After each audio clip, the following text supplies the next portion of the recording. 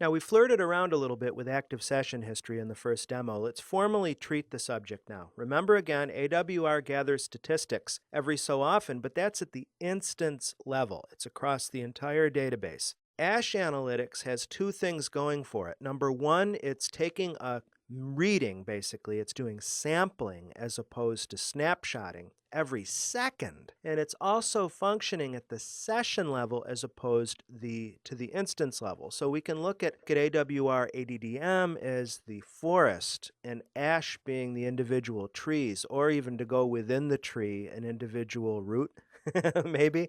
And the term root is important for root cause analysis. I think you and I agree on that one. We use ASH reports and ASH analytics for looking, number one, at short-lived performance problems. If we're looking at the larger scheme of things, day-to-day, baseline by baseline, that's where ADDM shines, as opposed to somebody calling you up right now and saying, I'm seeing some problems here, I'm experiencing hangs, slowdowns, etc. What's going on right now? Well, ASH answers those questions. And also for discovering individual sessions, modules, SQL IDs, that can be a little more difficult with ADDM. Number one, because ADDM, you're typically looking at past states as opposed to what's happening now. And number two, you're limited to the data that's in the snapshot, and sometimes it can be searching for a proverbial needle in a haystack to find an individual process ID or SQL ID that's causing problems. ASH gets much closer in. In fact, look at the picture. The screenshot I'm showing you shows you a representative graph for ASH Analytics, and notice the buttons where you can drill in hour, day, week, month, calendar, or custom. And notice also on the right there, that little selection area, this is where you can drill in. Of course, you'd want to go to the start of a peak and make sure that you have the peak in your window, and then you can, if you'll pardon the pun and wordplay, peek into that area